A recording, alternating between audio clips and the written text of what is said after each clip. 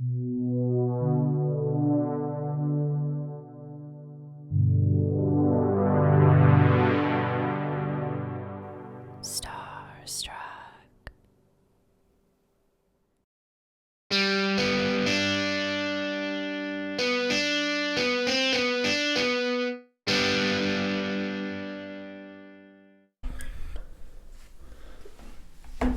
Oh.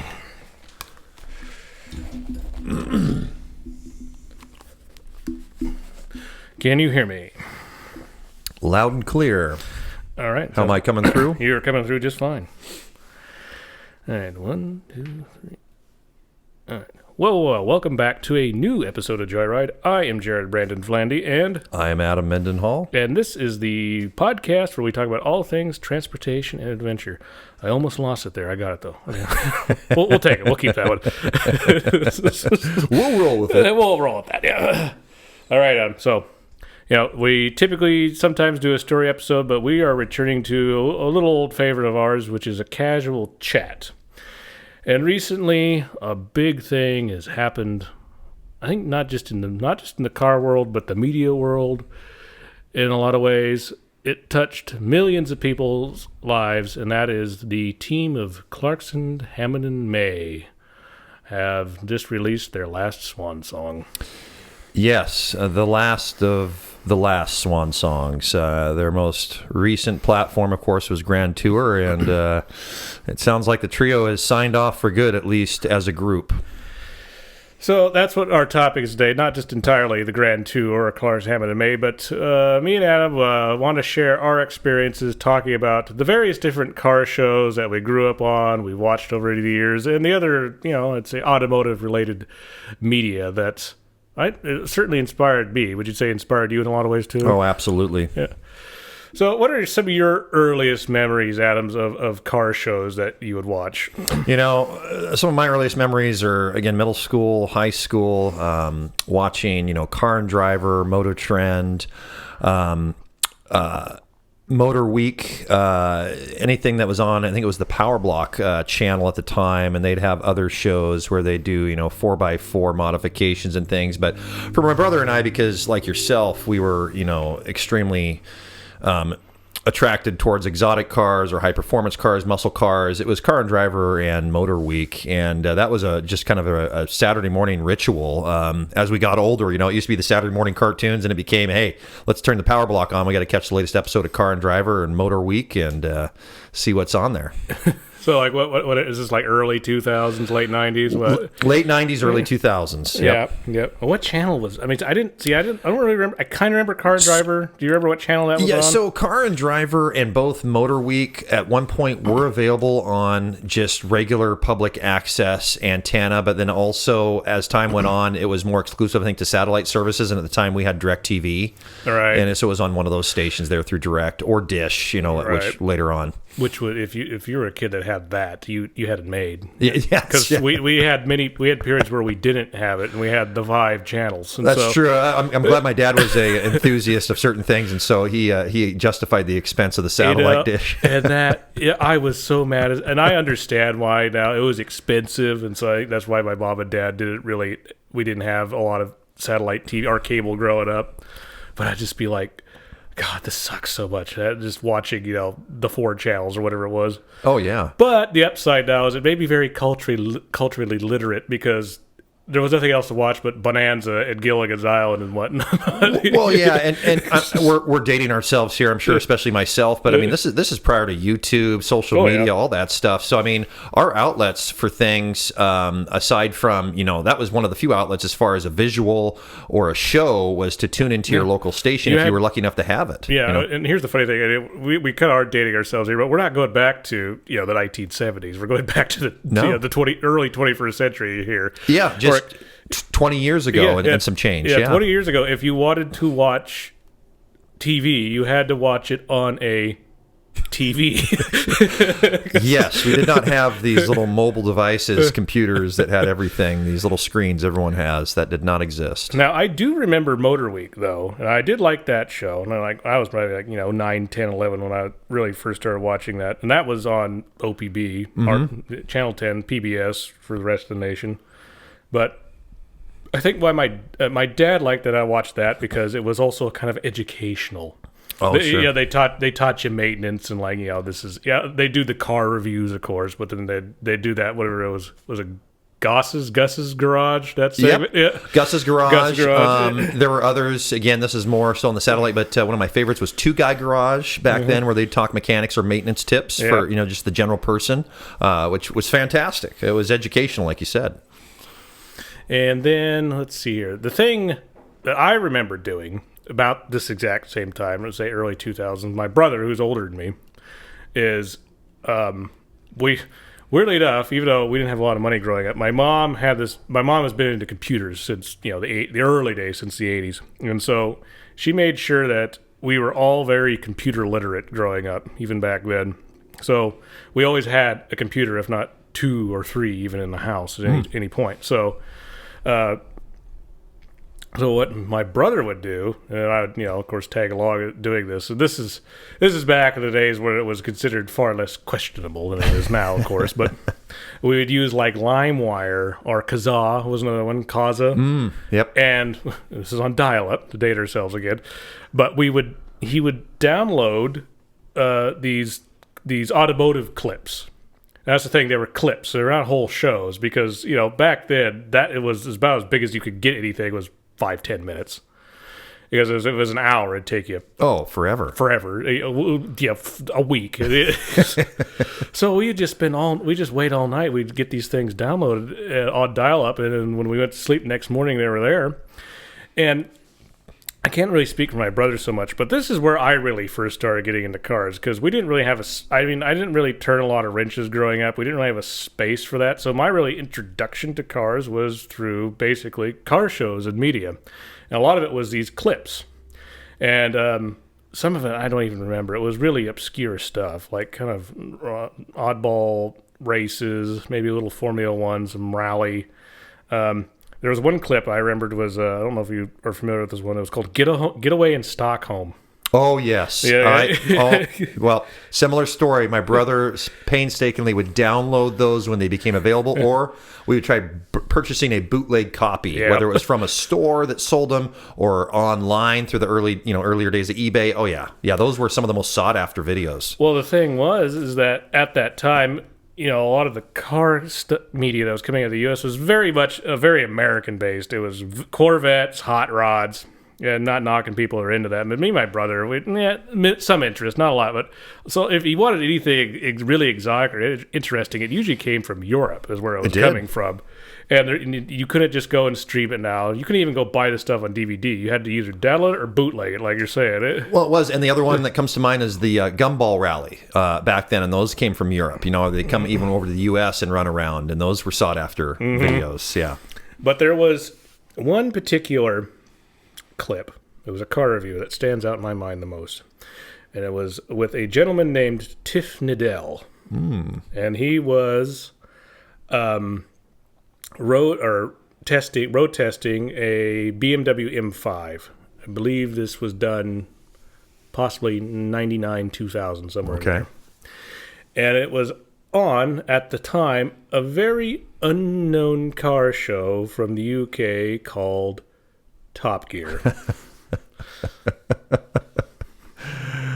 It's funny to say that even now, but at one point, you're right. It was, it wasn't common over here, especially. It was kind of like, what's this? These British guys? What are you watching? Yeah, and just to clarify for some people listening, is that this is what is now called Old Top Gear, which was a show that started in 1977, I believe. Yeah, that sounds about right. And it had a rotating set of hosts, and it was much more like Motor Week than you think of what you think of what Top Gear became. And then it was very consumer advice, that kind of thing. It started to change a little bit, though, when they brought on a very tall, curly-haired motoring journalist in 1989. Oh, Mr. Jeremy Clarkson. And boy, is it entertaining to watch some of those episodes. He had a lot more hair back then. Yeah. And he was a little more lean, too. A lot more, he was quite a bit more lean. So this was really my introduction to cars. It was really Top Gear to me at that time was Tiff Niddell and Jeremy Clarkson. It wasn't Clarkson having it May. Yep, different dynamic. Yeah, for sure. Clarkson was still Clarkson, but in good ways. Yeah. But old Top Gear still was pretty conservative in its approach still, even when he came on. And I don't remember all the exact details, but if I remember right, what happened is that in 98 or 99, he went, I'm doing okay on this motoring program. I'm going to go out and do more TV stuff. So he went out to do other stuff, other documentary kind of stuff he'd host, usually engineering based or something like that. I think he had a talk show at some point. It really wasn't working out. So in the meantime, the old Top Gear was switching hosts around. I believe even James May was on the old Top Gear towards the very end of its run. But the viewership went down not so low as that BBC canceled it. So they all went over to one of the UK channels. I don't know if it was Channel 4 or Channel 5. But then they started Fifth Gear. That's right. Did you ever watch Fifth Gear? I saw a couple episodes. Yeah, I almost forgot about it. It's been a long time. Yeah, yep. that ran that ran up to not too long ago too. They did that one for a long time, and basically it was old Top Gear just without Clarkson, and they kept that format throughout that entire period. So if you're really into like really technical type car stuff, Fifth Gear is where you'd want to lean towards. So Clarkson's TV career is kind of going, So he goes back with Andy Willman, and they pitch the new format for Top Gear, which came out in 2002, which was the studio. Yep. And that base thing. And it had a new, relatively new television host, which was Richard Hammond. And the third host was a gentleman named Jason Daw. God, I forgot about that. This is season one. Season one of the new. Yeah, it was a different lineup. What Jason Daw did, the used car reviews, is what it was. So they were kind of going, we're gonna get a little more ostentatious with the show, but it was still fairly serious at that time. Do you remember? Yep. And so by season 2, they went, well, we're not going to do used car reviews anymore. And so that's when they brought James May in. It was in 2003. And that's when he looked. Anyone needs to just go back and look at pictures of these guys. They look, not trying to make fun of them, but they look quite a bit younger at this time. Yes. Yeah. Well, it's been obviously 20 plus years now, but it's a dramatic difference for some of them. What are some of the early episodes of this era that really stay in your mind, do you think? Oh my gosh. One that really pops out is, again, when they focused on Toyota trucks and some of the early Toyotas back then and just how durable they were. The diesel truck, they talked about how many different countries used, the diesel model Toyota trucks. And that one in particular where they literally just put it through every horrific test you can imagine and only allowed the mechanic basic tools to see if he could revive it to get it running again. They parked it in the ocean, and towards the end they actually put it on a building and then demoed the building, and the mechanic was still able to get it running after all of those. And that sat in the studio for years, as a little trophy to that episode. The first one that really sticks out in my mind was when they did that. See, this is when they were starting to kind of move more to that entertainment format a little bit. They were starting to, was when it was that race against the train and the Aston. Oh, yes. Yep. And they had to go from England to or Switzerland or something like that. Yep. They take the channel title. That was really, it was like, when I saw that, I went, this show is so awesome. That's really when it changed for me, That and, God, what year was it? At mid-2000s, when the Bugatti Veyron first came onto the scene. That episode really sticks because it was just so exceptionally well done, where they took it on Volkswagen's test track. And I remember the music in the background was the Batman score, right, to the original 89 Batman, as he's laying into it with the red key and it hunkers down and he's going to go, James May was driving and taking it up to its top speed at the time, which was right around 230 or 40 miles an hour, I think. And episodes like that where they were the first to get some of those just absolutely radical cars on the planet. And that's where it really started going. And there was some backlash, if I remember right, because people are like, oh, it used to be serious. Now you guys are just, driving fast cars and building weird contraptions and stuff like that. Sure. And at the time, I didn't really know what to feel at the time, but I was like, you know what? There's plenty of other. You got Motor Week, you got Fifth Gear. There's plenty of other stuff if you want to just get the facts. This is just funny. Let's just roll with it. That's how I felt about it anyway. Well, it was, and it was a nice balance because obviously these guys, the hosts were seasoned drivers, and they would take some of these incredible cars, especially like some of the hypercars like Pagani and stuff, and take it around the track. But then at the same time, they had that celebrity challenge where the celebrity would drive an economy car, and that was always entertaining. And of course, one of my favorites is, as you get into later seasons, the reasonably priced car challenges. I mean, those were phenomenal, I think. Especially the one in later years where they came to Detroit and did that, that now, challenge. the reasonably priced car challenges, I think, were my favorite because as fun as like the, hypercar stuff is that the reasonable car ones were something that were attainable that you could do. Yes. And those were the funniest ones because those things would usually just fall apart. Oh, they were, and it gave you more of a tangible connection, right? As much fun as it was to watch them drive these ultra exotics that only, a prince or a czar or some extremely wealthy person, a billionaire, could afford. It gave you a glimpse of what that lifestyle was, but at the same time, then they came down to earth with those cars that were under $1,000 sometimes, even. Mm-hmm. So I don't know if you caught this, but there was we'll get to this. Before they did the American Top Gear, there was American British Top Gear. It ran on Discovery Channel, and it was all the same material from the original show, but they recorded the audience segments with the original guys, Clarkson, Hammond, and May, more tuned to the American audience. Oh, interesting. And it ran on Discovery. Huh. I remember watching it. Like one of them was he took that Land Rover Discovery or LR2 and took it up the mountain in Scotland. Yep. Now that I find hilarious because that show had some trouble taking off here. I remember this, and I had lots of, I don't know how to say it, redneck people. I don't know how to put it. So I don't want to listen to an accent. Just like. It's the same language. Come on, it's not that different, And so that's like, well, so they took out like saying the British slang, like it weighs 15 stone and it costs 20 quid. Costs 20 quid. Yeah.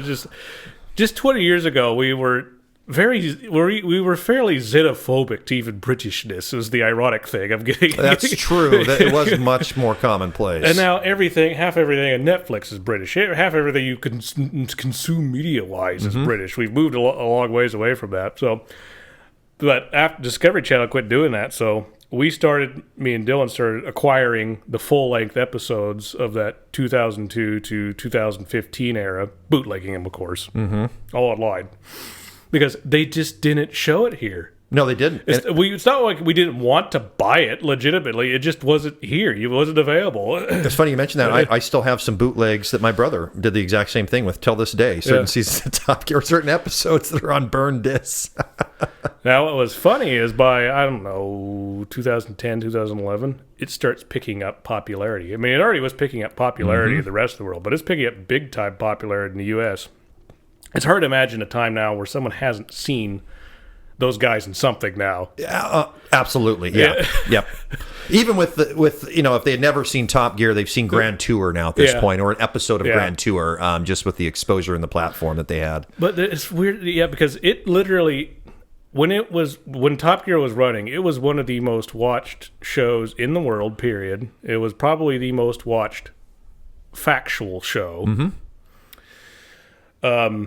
But right before that point, maybe only 5 years, it was still a really tiny show. And I have that signed picture, right? Yes. And I sent remember when they used to go, if you have any thoughts, send a letter to this address. It's to be posted at the end of every episode. Post a letter. Don't send an email. No. Post a letter. And so I wrote a letter to them. I was only 13 or 14 at the time to say, hey, I love the show, fantastic, it's great. Not really expecting anything to come back.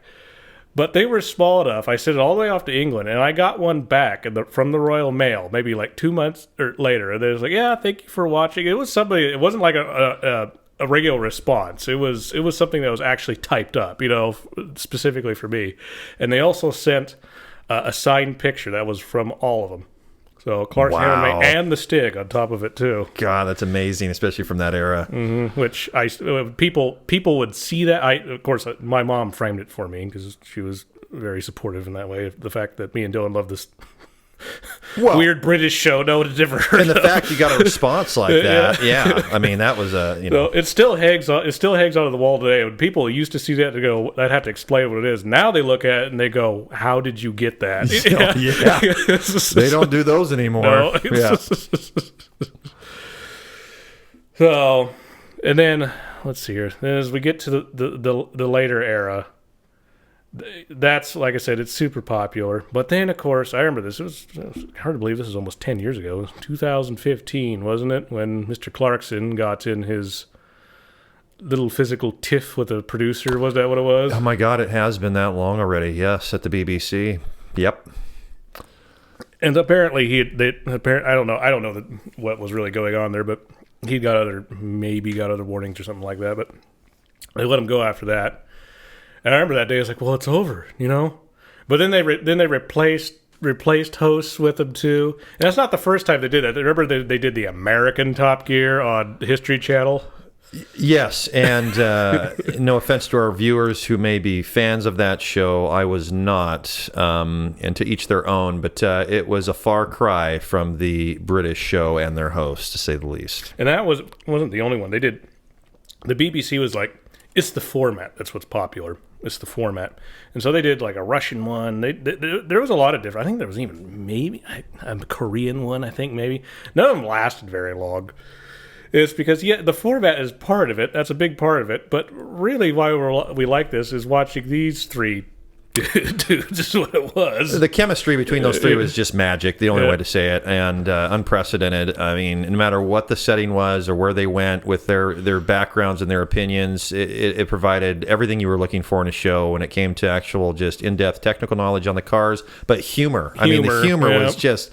that outshined everything, and those guys were fantastic, especially when on some of the specials they went on, when they were driving the trucks, the lorries, as they put it, and the different designs, and just the animosity and competition between all three of them. And the other one that comes to mind is when they were testing out different cars for fuel economy back then, who could get the best mileage, and they were, I think most of them driving a diesel something. That's where Clarkson was driving that diesel Jag, that V6, and it got incredible mileage, even with him trying to kill it early with running every accessory on the car, and Hammond was in he was in that little Volkswagen, I think it was a Blue Motion, the 3-cylinder diesel that got like 70 to the gallon.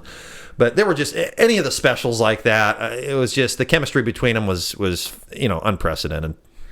And then, of course, 2015, that all happened. Then they moved over to the relatively new Amazon Prime at the time. Yeah. And that was the sole reason that we signed. I mean, the shipping thing was, the 2-day shipping was tempting, but that was the sole reason we originally signed up for Amazon Prime, was because the Grand Tour was going to be on for that. You and I and many other automotive enthusiasts, that was a tipping point going, well, now I have to get Prime to watch the show. And I remember that the Amazon ran that promotion where you got the Prime boxes, they had the Grand Tour on the outside of it. Right. Do you remember that? Yeah, they did. And the funny thing is, like, they basically did the same format that Top Gear was, but even though the BBC is the largest, it's a public broadcaster, but even though it's the largest public broadcaster, they got to be more careful with their funding. Amazon's totally for private, so their budget went up considerably when they went over to Amazon. Yeah, it was. It was very similar. I guess one of the biggest differences would just be the stage and the studio that they shot in. That was different versus the British Top Gear. But as far as the format of the show, very, very similar. I mean, sometimes you'd forget you were watching the Grand Tour, and you thought you were watching an old episode of Top Gear. But then they moved. Yeah, they teased about this for years, and they finally did it. They dropped the studio thing, and then they're just going to do the road trip adventure episodes. Yep, which is what they did for a while, and they just released the last one for the road. And have you seen it yet? I still haven't okay, as of this podcast. Yes, it's. I've got to set some time you have aside. something to look forward to. I do. Okay. So good. You get to reminisce a bit now before you go and watch it. That's right. Yeah, this is unbiased. Yeah. And I've liked a lot of the other shows they've done solo. I think James's travel show. Have you watched any of that? I have watched a little of that. I think that's actually pretty darn good. And once again, informative but humorous. And of course, Clarkson's had a runaway success with his farm show. Big time. Yep. And then I've enjoyed Richard Hammond's Workshop as well. I've watched a few of those. Yeah. Yes, I mean, they all have their own little niche, you might say, there with their individual endeavors. So they're all so talented, and again, I mean, they've got such a great fan base already. I think there's obviously lots of things they could continue to do on their own if they choose to do so in the future.